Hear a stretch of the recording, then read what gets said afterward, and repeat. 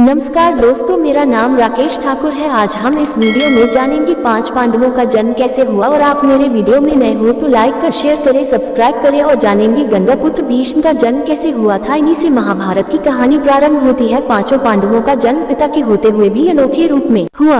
एक बार राजा पांडु अपनी दोनों पत्नियों कुंती तथा माद्री के साथ आखेट के लिए वन में गए। वहाँ उन्हें एक मृग का मैथुनरथ जोड़ा दिखाई दिया। पांडु ने तत्काल अपने बाण से उस मूक को घायल कर दिया। मरते हुए मृग ने पांडु को शाप दिया, राजन, तुम्हारे समान क्रूर पुरुष इस संसार में कोई भी नहीं होगा।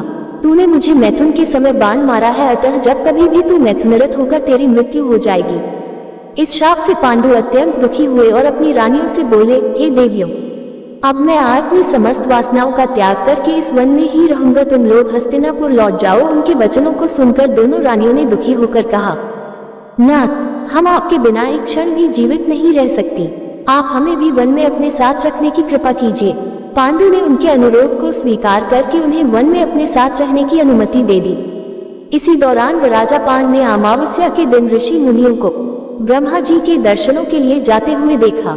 उन्होंने उन ऋषि मुनियों से स्वयं को साथ ले जाने का आग्रह किया। उनके इस आग्रह पर ऋषि मुनियों ने कहा, राजन, कोई भी निसंतान पुरुष ब्रह्मलोक जाने का अधिकारी नहीं हो सकता, अतः हम आपको अपने साथ ले जाने में असमर्थ हैं। ऋषि मुनियों की बात सुनकर पार्थ अपनी पत्नी से बोले, हे कुंती, मेरा जन्म लेना ही व्यर्थ हो रहा है, क्योंकि संतानहीन व्यक्ति पितृ ऋण, ऋषि ऋण, देव ऋण तथा मनुष्य ऋण से मुक्ति नहीं पा सकता। क्या तुम पुत्र प्राप्ति के लिए सहायता कर सकती हो? कुंती बोली, हे आर्यपुत्र, दुर्वासा ऋषि ने मुझे ऐसा मंत्र प्रदान किया है जिससे मैं किसी भी देवता का आह्वान करके मनोवांछित वस्तु प्राप्त कर सकती हूँ। आप आज्ञा दीजिए, मैं किस देवता को बुलाऊं? इस पर पांडु ने धर्म को आमंत्रित करने का आदेश दिया। धर्म ने कुंती को पुत्र प्रदान किया जिसका नाम युधिष्ठिर रखा गया। कालांतर में पांडु ने कुंती को पुनः 2 बार वायुदेव तथा इंद्रदेव को आमंत्रित करने की आज्ञा दी। वायुदेव से भीम तथा इंद्र से अर्जुन की उत्पत्ति हुई। तत्पश्चात पांडु की आज्ञा से कुंती ने माद्री को उस मंत्र की दीक्षा दी। माद्री ने अश्विनी कुमारों को आमंत्रित किया और नकुल तथा सहदेव का जन्म हुआ। इस तरह से 5 पांडवों का जन्म हुआ। अब हम जानेंगे गंगापुत्र भीष्म का जन्म कैसे हुआ। यह है 5 पांडवों से बड़े हैं।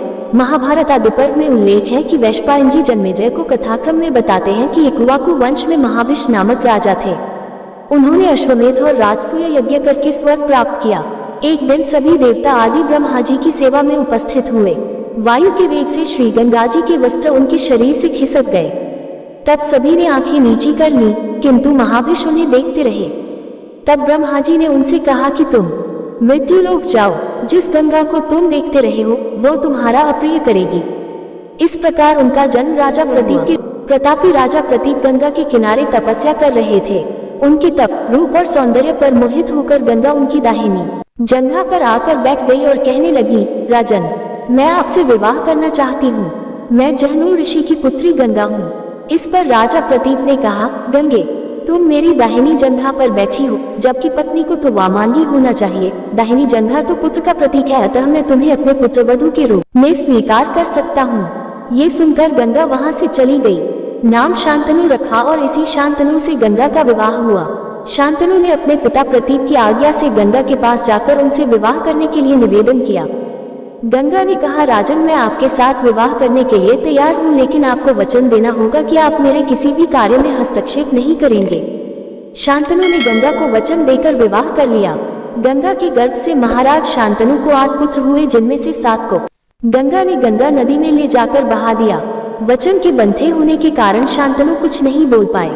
जब गंगा का 8वां पुत्र हुआ और वह उसे भी नदी में बहाने के लिए ले जाने लगी तो राजा शांतनु से रहा नहीं गया और उन्होंने इस कार्य को करने से गंगा को रोक दिया।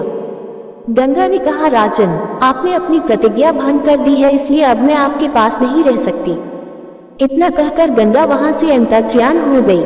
महाराजा शांतनु ने अपने उस पुत्र पाला पोसा और उसका नाम देवव्रत रखा।